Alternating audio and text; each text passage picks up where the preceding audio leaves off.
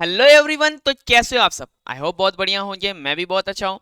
और आपका अब क्लास 10 का एग्जाम खत्म हो चुका है। जिनका सीबीएसई है, ताजा ताजा एकदम गरम गरम अभी एग्जाम खत्म हुआ है। और जिनका आईसीएसई है वो थोड़ा 10 दिन हुआ।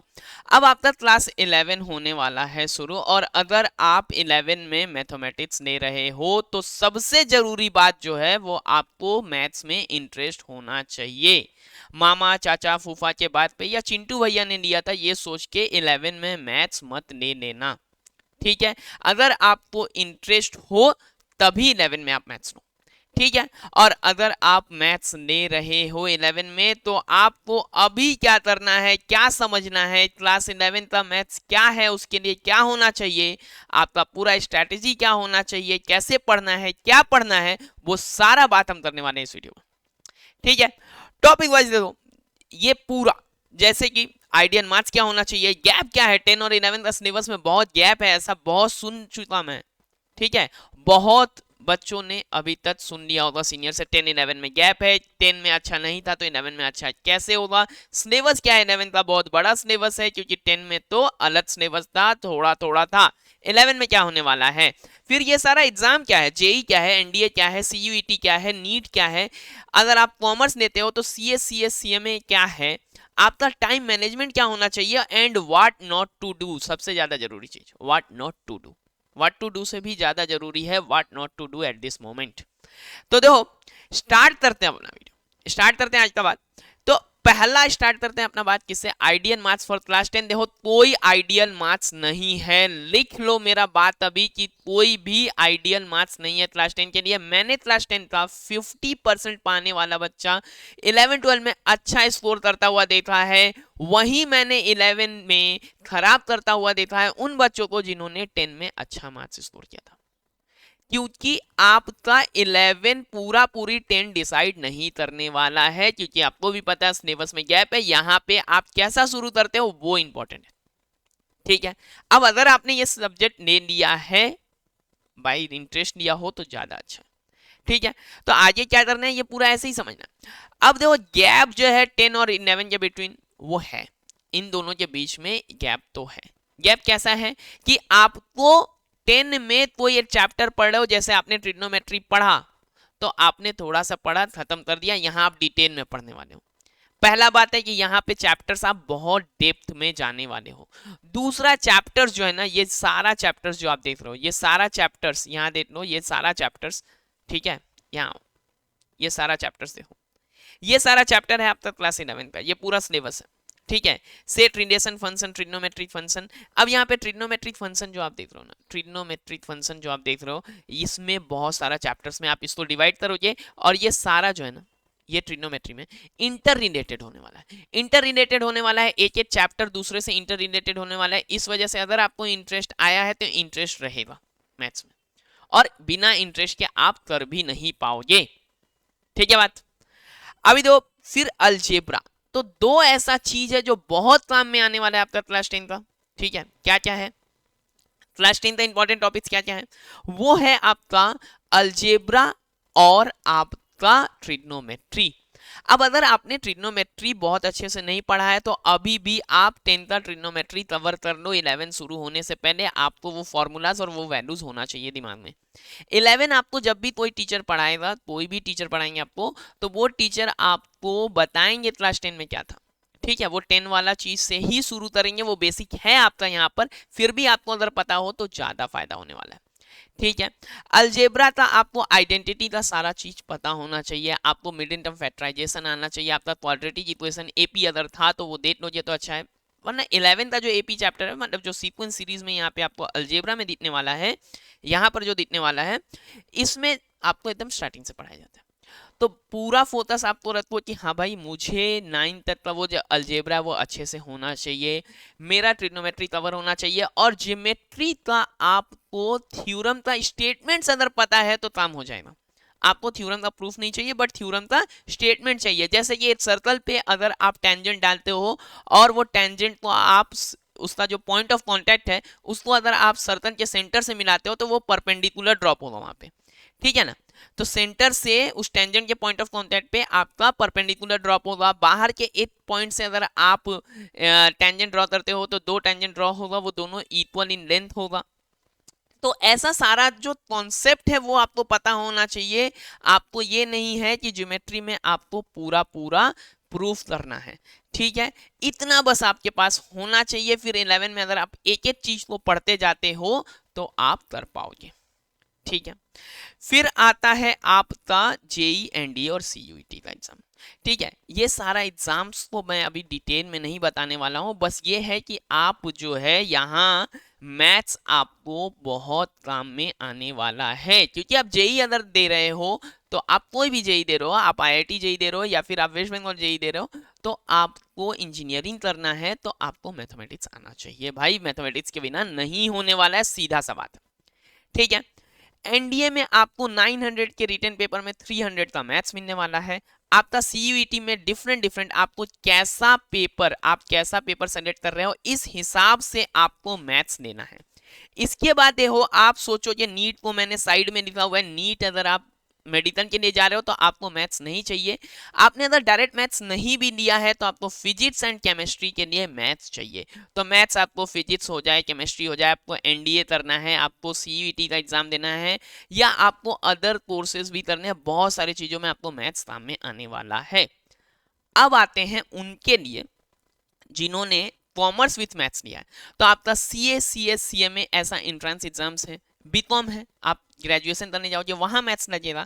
आपके सीएस की एंट्रेंस में थोड़ा कम है, बट सीए और सीएमए में एक पूरा पूरा पेपर है आपका मैथमेटिक्स का, वो मैथ्स एंड स्टैट्स होता है। वहाँ 100 मार्क्स आपको आउट ऑफ 400 में 100 मार्क्स आपको मैथ्स से है, और बहुत सारा अप्लीकेशंस भी है जिसकी वजह से फाउंडेशन में रखा गया है मैथ्स। तो ये तो हो गया बात आपका ये सारा कोर्सेज का। इसमें आपको आने वाला है कैट का एग्जाम, अगर आप देते हो तो वो कॉमन है, कोई भी देगा। आप इसके अलावा कोई भी एग्जाम देने जाते हो वहां आपको मैथ्स दिख जाता है मैक्सिमम जगह पे। तो आप अगर ये क्लास 11 12 का टाइम, मैं सीधा बता रहा हूँ, ये आपका ओनली चांस नहीं आपका करियर बनाने का, बट ये one of the best chances है आपका, one of the best chances है। अगर इसको नहीं ग्रैब किया तो बाद में रिग्रेट होगा। तो यहाँ अगर आप क्लास 11 में अपना मैथ्स ठीक कर लेते हो तो आपको आगे लाइफ में 11 के बाद क्या होगा कि 12 में जो है ना आपको ये पूरा कनेक्टिंग होगा, क्योंकि आप अगर 11 में अच्छे से पढ़ोगे तो आपको पूरा पूरा यूज आने वाला है 12 में। 12 आपको इजी लगेगा फिर, ठीक है। क्योंकि यहाँ एक पोर्शन है, देखो ये लिमिट्स एंड डेरिवेटिव कैलकुलस का पार्ट है। 11 में आपको बस छू दिया गया, बस छुआया गया, बस टच करवाया गया है। 12 में आधा सिलेबस कैलकुलस है, और वो बिना 11 के कॉन्सेप्ट के होने नहीं वाला है, ठीक है। क्योंकि 11 का ट्रिग्नोमेट्री उसमें लगेगा। फिर यहां ही देख लो, अगर आप इसी में देखो, ये चैप्टर है आपका कॉम्प्लेक्स नंबर, जो बिना ट्रिग्नोमेट्री के नहीं कर सकते। चैप्टर्स इंटरडिपेंडेंट है। कॉम्प्लेक्स नंबर आप क्वाड्रेटिक इक्वेशन के बिना नहीं कर सकते, और क्वाड्रेटिक इक्वेशन आप कॉम्प्लेक्स नंबर के बिना नहीं कर सकते। तो ऐसा बहुत सारा इंटर रिलेटेड चीज होगा। तो एक अच्छा हुआ तो दूसरा भी अच्छा होगा, लेकिन अगर किसी चैप्टर को आप स्किप नहीं करोगे, स्किप करते हो तो फिर दिक्कत आपका शुरू हो जाने वाला है, ठीक है ना। अब यहाँ पे टाइम मैनेजमेंट का बात आता है। देखो भाई, आपने अपने लाइफ में बहुत सारा शेड्यूल बना लिया है, बहुत टाइम टेबल बना लिया है, लेकिन बहुत सारा टाइम टेबल बनाने के बाद भी कोई काम नहीं आया। सबसे बड़ा दिक्कत है हमारा टाइम टेबल बनाने का, कि हम टाइम के हिसाब से टाइम टेबल बनाते हैं कि हम सुबह 5 बजे पढ़ेंगे, सुबह 7 बजे पढ़ेंगे, रात को 10 बजे पढ़ेंगे, 10 से 12 पढ़ेंगे। तो इसको छोड़कर मेरे हिसाब से अगर आप चलते हो तो आप अपना टाइम मैनेज करो इस हिसाब से कि आपको कितना टॉपिक कवर करना है। कि मुझे ये सेट थ्योरी 3 दिन में खत्म चाहिए, मुझे रिलेशन फंक्शन 2 दिन में खत्म चाहिए, तो 2 दिन में मैं एनी हाउ खत्म करूंगा। मैं 4 घंटे में खत्म करूं या मैं 8 घंटे में खत्म करूं, मैं 2 घंटे सोऊं या 10 घंटे सोऊं। टाइम आप क्या करते हो, ऐसा शेड्यूल बना लो कि आप इतना इतना इतना बजे पढ़ने वाले हो, इससे काम नहीं होता है, ठीक है। वो शेड्यूल बना का बना रह जाएगा। दूसरा आता है आपके टाइम मैनेजमेंट में, कि अगर आपको ये सारा एग्जाम देना है, जेई और नीट अगर आपको एग्जाम देना है भाई, और जेई और नीट अगर आपको एग्जाम देना है, ऐसे बड़े एग्जाम्स देने हैं इंडिया में, तो आपको चाहिए ज्यादा टाइम पढ़ाई में और वहां आप डमी स्कूल ले सकते हो, डमी स्कूल जहां आपको जाना ना पड़े। अगर आपका डमी स्कूल नहीं भी है तो आप देखो कि क्या आपके स्कूल में जो पढ़ाई है वो रेलेवेंट है। अब आप मैच्योर हो तो इतना समझ में तो आएगा कि पढ़ाई रेलेवेंट हो रहा है या नहीं हो रहा है। अगर वैसा नहीं हो रहा है तो आप जिस दिन प्रैक्टिकल नहीं है उस दिन स्कूल स्किप कर दो आराम से और उसको अपने पढ़ाई में लगाओ। अब last but not the list, what not to do. देखो क्या करना है उससे ज्यादा जरूरी आपको जानना है कि क्या नहीं करना है। अभी आप जब क्लास 11 में आए हो ना तो 10 में कुछ भी या तो अच्छा एग्जाम हुआ या बुरा एग्जाम हुआ, अभी आप पूरा जोश में रहोगे। आपका अभी जो ये वीडियो देख रहा है बच्चा, क्लास 11 में मैथ्स और साइंस लेने वाला बच्चा जो है, वो हर बच्चा अभी IITian है। टॉप IIT से नीचे आप मानने नहीं वाले हो। अगर मैं आपको सेकेंड रैंक का IIT बोलूँ तो आप नहीं मानोगे अभी। लेकिन 11 खत्म होते होते आप में से आधा बच्चा ये ढूंढेगा कि जेई मेंस में क्या मार्क्स आ जाए कि मुझे NIT बस मिल जाए, फिर कौन सा स्ट्रीम तक NIT मिल जाए। ठीक है, फिर आप स्टेट गवर्नमेंट कॉलेज ढूंढने लगोगे। तो आप क्या करो, आपको अपना 11 सही से लेके जाना है। यही नहीं कि मुझे बस बड़ा एग्जाम जेई मेंस और यही सोचना है, क्योंकि अगर आप 11 सही करोगे तो 12 सही होगा, 11 12 दोनों सही होगा तो जेई मेंस भी सही हो जाएगा। या नीट में अगर आप बायो से हो तो वहां भी वैसे ही आपको जाना है। अब जब तक आप ये बेसिक्स नहीं क्लियर करने वाले आपका बड़ा एग्जाम क्लियर नहीं होने वाला, क्योंकि इसी पे बेस्ड होगा ना। ठीक है, इसी पे बेस्ड होगा, यही सारा कॉन्सेप्ट आपको यूज करना है। ठीक है, आई बात समझ में। अब एक और चीज है कि आपको अभी नजर होगा ना कि ये 30 पार्ट्स हैं, 35 लोग अपने अपने हिसाब से चैप्टर्स को डिवाइड करते हैं। तो मैं क्या करता हूँ, एक वन शॉट वीडियो देख लेता हूँ हर चैप्टर का। तो ये तो एकदम से मत करना, क्योंकि जब आप वन शॉट वीडियो देख रहे हो तो वन शॉट वीडियो कोई भी टीचर बनाता है तो वन शॉट रिवीजन के लिए है। वन शॉट में आपको सारा फॉर्मूला एक बार लिख दिया जाता है, सारा टाइप का क्वेश्चन करवा दिया जाता है। बट अगर आप फर्स्ट टाइम पढ़ रहे हो तो आपको फिर लगेगा कि मैथमेटिक्स बहुत डिफिकल्ट है क्लास 11 का। तो वन शॉट वीडियो से एकदम से दूर रहना है। कब तक दूर रहना है, जब तक मैंने सिलेबस एक बार अपने से खत्म नहीं किया। अपने से एक बार सिलेबस खत्म किया उसके बाद रिवीजन के लिए मैं वन शॉट देख सकता हूं, लेकिन अभी वन शॉट नहीं देखना है। ठीक है, फिर से मैं बता रहा हूं, आपको ये मार्क्स के बारे में नहीं सोचना है आपका क्या मार्क्स आ रहा है और कैसा एग्जाम गया है। 90 आ ही गया किसी रीजन से तो मैं मैथ्स नहीं लूं, और 50 आया है तो मैं नहीं लूं, ऐसा मत सोचना। आप देखो कि आपको कितना इंटरेस्ट है, आप देखो कि आप कितना कर सकते हो, आपके पास क्या रिसोर्सेस अवेलेबल है और कितना आप कर पाओगे। आप उस हिसाब से क्लास 11 का मैथ्स लोगे। दूसरा बात रहा कि मैथमेटिकल अड्डा पे आपको क्या हेल्प मिलने वाला है, तो हम क्लास 11 के रिवीजन वीडियोस के साथ आएंगे। रिवीजन वीडियोस मतलब वन शॉट वीडियोस। तो वन शॉट वीडियोस जब तब आएगा जब आप 11 के एंड के तरफ रहोगे, 11 का 3 महीना 2 महीना बाकी रहेगा, तब आएगा वन शॉट वीडियो। क्योंकि मैं अभी खुद आपको बता रहा हूँ कि वन शॉट वीडियो देखना नहीं है अभी। ठीक है, तो उस टाइम आपको वन शॉट वीडियो मिलेगा। इसके अलावा आपको कोई भी दिक्कत हो, आपको पर्सनल काउंसलिंग चाहिए हो, तो आपके लिए मैथमेटिकल अड्डा का ऐप है। ऐप को डाउनलोड करो, लिंक डिस्क्रिप्शन में है, नहीं तो आप प्ले स्टोर से डाउनलोड कर सकते हो। और वहां के चैट पे आप हमसे कनेक्ट कर सकते हो कि आपको कोई भी दिक्कत अगर आ रही है तो। और एक चीज, यूट्यूब के भरोसे मैं ऐसा नहीं बोलूंगा कि मत रहो, एटलीस्ट हमारे चैनल के भरोसे तो आप क्लास 11 अभी नहीं रह सकते। ठीक है, आप किसी भी चैनल के भरोसे अभी आप क्लास 11 मत रहो।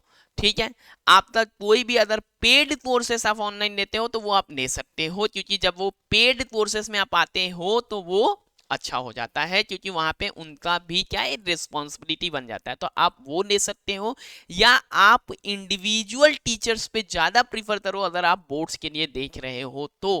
क्योंकि आप जब जाते हो ऐसे बड़े ट्यूशंस में तो उनके पास 15 बैचेस हैं, एक दो बैचेस में जो उनके मेन टीचर्स हैं वो पढ़ा रहे होते हैं, और बाकी में आपको ये हालत होगा कि किसी बैच में फिजिक्स का टीचर बढ़िया, किसी बैच में केमिस्ट्री का टीचर बढ़िया, क्योंकि आप टीचर का क्लास ले नहीं रहे हो, आप ले रहे हो उस इंस्टीट्यूट का क्लास। तो अब ज़्यादा से ज़्यादा अगर आप ऐसा लेवल पे आते हो, ये जो 50-70 नॉलेज वाला बात कर रहा हूँ मैं बार बार, मैथ्स का मार्क्स वाला नहीं, आप इस रेंज में अगर लाई करते हो तो आप जो है इंडिविजुअल टीचर ही प्रीफर करो। ये बड़ा बड़ा ट्यूशन जो नामी ट्यूशन है, जो बहुत बड़ा बड़ा जहाँ पे टीचर्स हैं एकदम एचओडीज वगैरह वैसा टाइप का टीचर्स है, वहाँ आप तब जब आप 95 to 100 मतलब अपना सिलेबस 10 का आप 95 to 100 एकदम मुंह जवानी ऐसे बोलते लिख दो। ठीक है, वैसे बच्चे वैसा ले तो बढ़िया है। चलो आज इस वीडियो में इतना ही। आई होप आपको ये वीडियो यूजफुल लगा। अगर आपको ये लगा है ना तो ज़्यादा से ज़्यादा लोगों को शेयर करो, सब तक ये पहुंचाओ ताकि क्लास 11 उनका भी बढ़िया से शुरू हो जाए। चलो आज के लिए इतना ही, बाय, थैंक यू।